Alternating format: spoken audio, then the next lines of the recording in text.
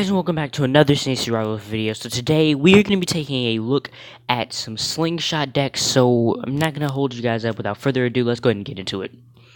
Now, I was going to do a Juggernaut deck, obviously, but we didn't find any really good replays of Juggernaut decks, and since the Slingshot unit is new and I wanted to get some decent gameplay of it, and obviously my Slingshot units are nowhere near high enough level to even do anything to compete, so I'm just not even going to bother. I'm just going to show off some pretty high level gameplay instead of just showing my gameplay with pretty modest level units. So you can see here that Crazy Psychopath, the one with the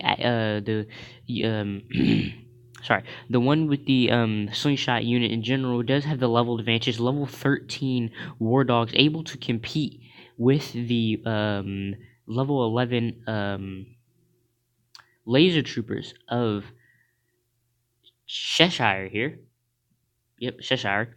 And he goes into Shockwaves, obviously, very obvious, and you can see he goes to Cyber Will. So pretty much at this point right here, you can obviously tell it's basically just a game of countering and microing. Pretty much like the normal beginning of most games. So this is pretty much nothing new, nothing really crazy interesting. I mean, here he goes into a Predator tank really early, which is pretty much his only answer to the Cyber Wills at the moment. So that's not very surprising. You can see here at the moment he's trying to keep his tank alive, but you can see it's pretty difficult. The laser troopers do a lot of damage, but the thing is he's trying to at the same time keep those cyber wheels away. But the problem is you can see here he's going to contest the pads using flame troopers, and his tanks and war dogs will do nothing against those flame troopers, unfortunately. And it does look like Cheshire here is going to end up getting the first missile inevitably, unfortunately. Yeah, there's nothing he can do. He will get the first missile. He does try to delay him getting the first missile a little bit, but you can see here it's pretty much inevitable. There's nothing he can do to stop him. And Cheshire micros his cyber wheels there a little bit. I don't know why, but he does. He goes into two tanks, and you can see here he's trying to keep the tanks alive, and he is really risking a lot going into double Predator tanks. This is a lot of Tiberium potentially wasted if he loses these tanks. So he needs to be very careful and mindful about how he uses these, and if he could possibly get to the enemy harvester, that would be a huge benefit. You can see here he's trying his best to micro his units, and once again this is Cheshire is running the normal aggro aggro deck for the Nod, so it's going to be extremely challenging for Crazy Psychopath, purely because Crazy Psychopath is not running a normal GDI deck. He's running with the slingshot, and you can see here he goes into his first area unit, causing him to finally build his first slingshot. And you can see here, it actually works out really well for him, fortunately. You can see here, a level 11 versus level 10 didn't really work out for, him. So you can see here, he builds a Scorpion tank, which results in him being able to easily counter. You can see the 2-tile range paying off extremely well there. And you can see he takes that unit out in time. Unfortunately, no, it's good. No, it's not good. Unfortunately, he builds a flame short. It does look like Crazy Psychopath will probably lose the game. Maybe he won't lose the game early here. Oh, this is going to be an extremely close game because Cheshire will get to that anti-air unit. Unfortunately, he won't be able to stop him. And you can see here, Crazy Psychopath trying his best, and he does finally get the second missile. This keeps Crazy Psychopath in the game, fortunately, which I'm really happy about. Sorry about my mic; it's a little bit far from me, but So you can see here at this point, Cheshire is going to pretty much basically a Banshee spam, and he goes to 1 militant. And I don't actually know why. I know you want to counter that, but that was pretty much a waste. You could just use the Banshees. They can't counter air, so that would just made sense. So you can see at this point, with the help of that slingshot, the extreme help of it, he's easily contesting the pads. And you can see here, he is really trying to contest the pads with Predator tanks. And thanks to the Predator tanks being level 13, he's actually able to combat against laser troopers, which is actually pretty impressive. So you can see here, at this point, it is pretty much a game of who can micro the most. You can see here, he micros his slingshot onto the pad, so now he can easily take down the unit. Unfortunately, because of the weird movement of his some of the other units. Yeah, it's going to be a bit of a weird thing here, but fortunately, with the timing of the movement, he does get the game and win the game thanks to excellent micro. So this was looking pretty bad for Crazy Psychopath at the beginning, but he managed to pull it up. So without further ado, let's go ahead and get the next replay. Okay, so we have Captain Sigma versus Soli Dio Gloria, and let's hope for the best here. Let's see how this goes. So yes, Captain Sigma is obviously the one with the slingshot, and you can see he's running a pretty heavy War Factory deck. And this is actually a really gonna be. I wanted to do this one. This is probably gonna be the final one, depending on how long it is. But it's gonna be. Hopefully, this is gonna be intense, considering the fact you can see here on Soli Dio Gloria, or just call him Gloria for now. Gloria's side, you see, he or she has yeah, has a lot of air.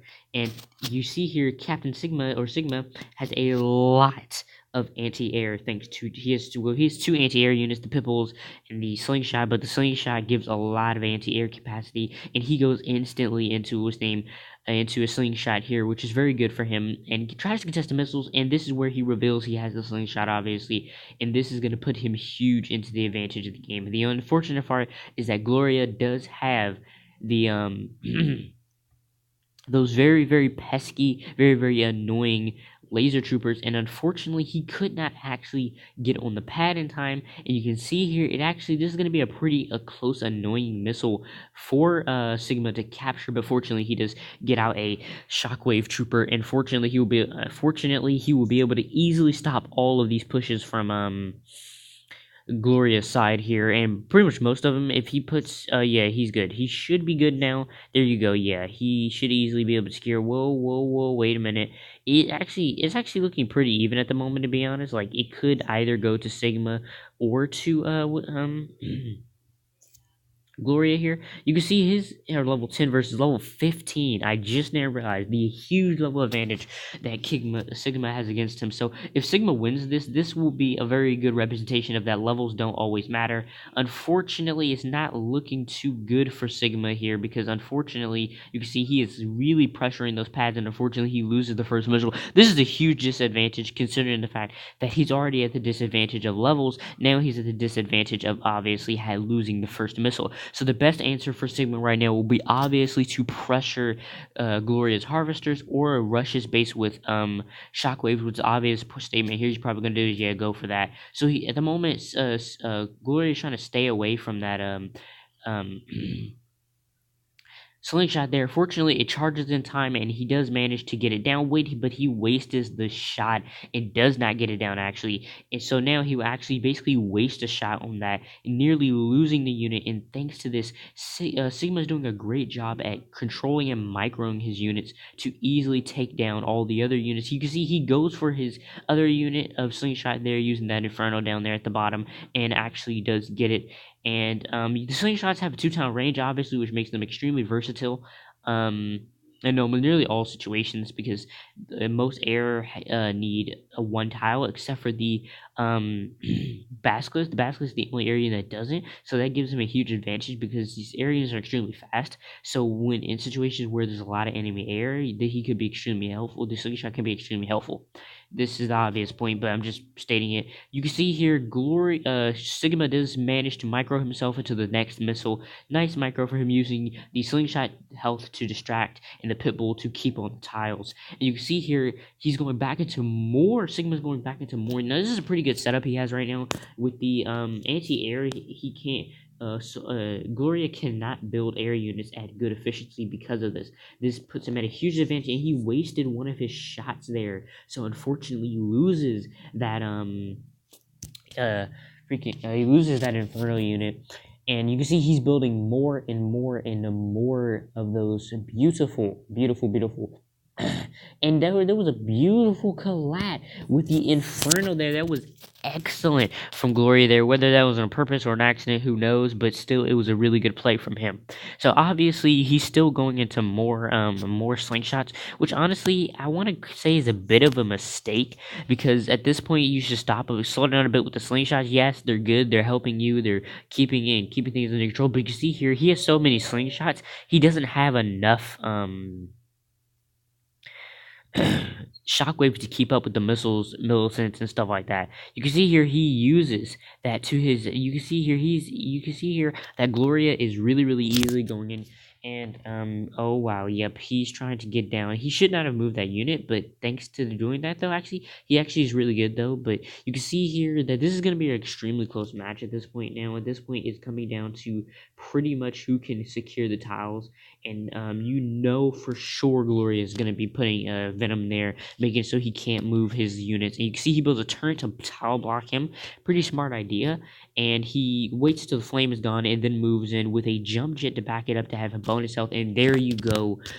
Sigma wins the game. So I hope you guys enjoyed. That's going to be two very good replays of the slingshot. This match was a much more better reputation against the Nod air deck. Eventually he was able to win because slingshots are just going to be imminently more effective. So I hope you guys enjoyed. That's going to be it for now. Peace. Have a good time.